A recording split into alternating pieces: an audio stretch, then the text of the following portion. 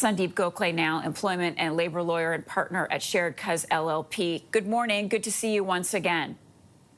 Thanks for having me. So we spoke yesterday at around this time, and we were talking about the legality of the strike. It was deemed illegal. Here we are with an agreement. Your reaction? It's great news. It's welcome news. Thankfully, there was enough pressure from the public, the government, the CIRB to get the parties back into mediation late last night. And thankfully, they're able to get a resolution, and hopefully it gets ratified in the coming weeks. Coming weeks. All right, so let's talk then about next steps. The workers have to vote. We don't know too many details, if really any details at all, other than the issue around groundwork. It now will be compensated. But what do you think was the big hurdle that they needed to overcome? Was it that? I think it's that, and the issue is going to be to what extent is that work covered and going to be paid, and at what rate. Prior to the strike, Air Canada had included in its proposal that part of the work before and after a flight would be covered, just not at the regular rate of pay. And so I think we're all curious to see where did the parties land as it related to that piece.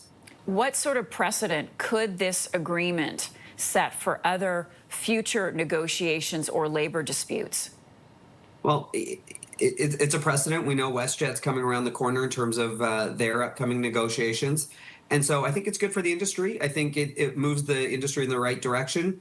And, hopefully the industry issue becomes smaller as a result of this agreement. It sounds like there's still going to be some cleanup, if you will. There are a number of class action lawsuits against Air Canada, given this strike for the past couple days. Where do you see those going? They're going to continue on because people did suffer damages as a result of the, I'll say, defiance from CUPE in terms of not following the return to work orders. So there were damages, there were losses, there is going to be liability. And so I suspect those are going to continue to run its course.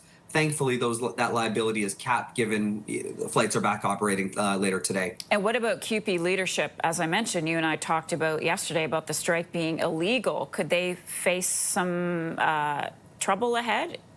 Fines, jail time? Thankfully, there won't be any more jail time because they're now in compliant with the orders. I think there are still susceptible to fines. And so those could still be levied as a result of the failure to comply with the CIRB's order to return to work yesterday. Sundeep Gokhale is an employment and labor lawyer. Thanks again. Good to see you. So as mentioned,